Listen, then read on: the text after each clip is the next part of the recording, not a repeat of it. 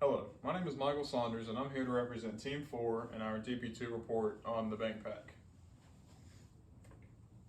So starting out, I'd like to go over a review of what we've covered in DP1. Our three main topics were customer profile, who we want to sell this product to, the customer needs, what our customers say they'd like to see from our customer interviews, and then our specifications, which are metrics that we can use to compare against other existing products.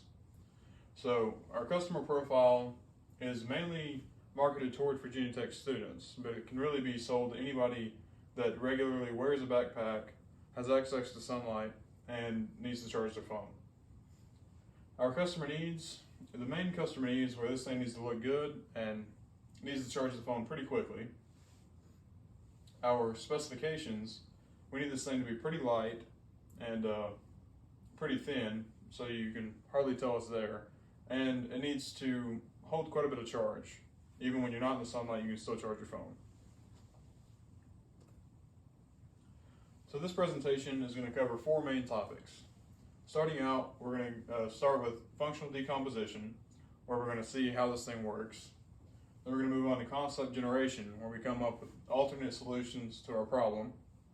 Then the gallery method, where we split this product into different sub-functions to come up with different ideas for the product. And then our concept selection. This is going to be taking all of our concepts that we've generated and splitting that down into one concept that we're going to move forward with. So this is our functional decomposition. First, we're going to start out by taking sunlight. Obviously, we're going to use a solar panel to convert that sunlight into electricity. Store that electricity in the battery, and then we're going to use that electricity to charge the phone. Our on-off signal is pretty much just going to be when you hook it in, it's automatically going to start charging, and that's going to release the electricity from the battery to the phone. So this is our concept combination table. This features our three separate sum functions and then three options for each subfunction, resulting in 9 different options. But this could be quite a few different combinations of these options. So this only features 6. So our main 3 subfunctions. Number 1, we have our strap type. This explains how we're going to connect the product to the putback strap. Number 2 is our phone mount, how we're going to hold the phone secure in the product. Number 3 is our battery location. That's going to depend whether it's going to be on the bottom of the phone, below the phone, or on the side of the bag. So here is our gallery method. This is pretty much an exploded view of our concept combination table. So here it shows all of our subfunctions and all 6 of these here, all 6 of these products in a sketched out view to give you a better idea of what this might look like. So subfunction number 1, we came up with a magnetic strap where you can kind of just get it pretty close and it's going to clip together. An elastic with a clip, which is going to be kind of stretchy, but you can push it together to make it snap. Or a buckle like you would see on a belt to hold it securely. Subfunction number 2, we have the phone mount. This is how we're going to hold the phone in the product. So number 1 is elastic. We're going to use elastic bands to kind of clamp the phone into the product. Same idea with the springs. We would use metal springs on 4 corners to sandwich the phone between the product. And then finally we have a C-clamp where we either use a set screw through the back or using some springs to center the phone over the charging port. Our subfunction number 3 is our battery location. The batteries can either be placed behind the phone, which is going to make it a little bit thicker and a little less visually appealing.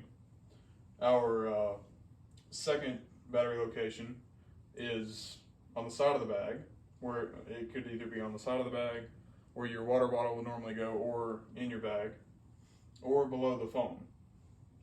This would make the product a little bit taller, but not as thick. So up here we have our 6 different options for the product using these subfunctions.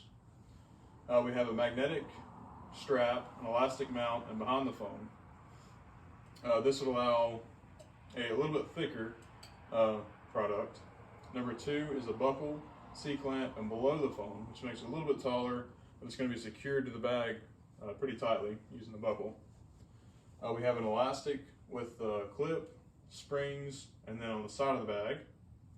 Number 4 is a magnetic strap, a C-clamp to hold the phone in, and then on the side of the bag, the battery. Number 5, we have a buckle to hold it on the strap, an elastic mount to hold the phone in, and the battery behind the phone. And number 6, we have an elastic strap with a clip, springs to hold the phone in, and the batteries mounted below. Okay, so moving on, we have our screening and scoring. This is where we take those 3 sub-functions that we have, or those 3 product solutions, and we put them in these tables to kind of narrow it down to one product to move forward with. So we have all 6 listed out here, and we have our selection criteria. This selection criteria includes easily transported, ease of use, securing it to the bag, dependable charging, durability, safety, and the looks. So what we did here is each one of the products we either gave a plus, minus, or a 0 depending on how that's affected for each criteria. We went down here and summed up all the pluses, subtracted all the minuses, and that gave us a net score. So what we can do with that is give each product a rank from 1 to 10, and then using that, we move forward with 4 of the products, which cut out 2 of them. And that allowed us to put those remaining 4 into this chart here, where we then added a weight to each one of those criteria to put a little bit more emphasis on what's important to the product and what's important to our customer needs according to our interviews. So, using all this, we narrowed it down to number 2 to develop. That's what we found to be the best product. And that ended up being the buckle to hold it to your bag. That allows a really secure connection. A C-clamp, which also holds the phone really tight. And batteries below the phone to reduce the thickness.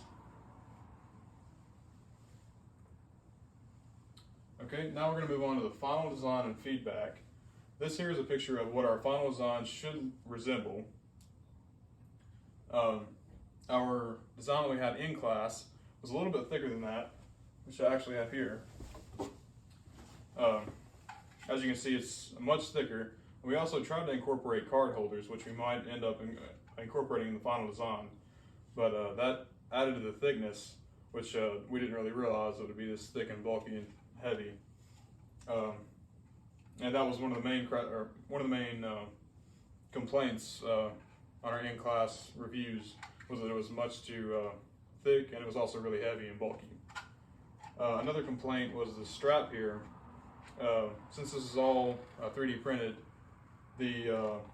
for one, the main base is too heavy, and the elastic band here is kind of low quality.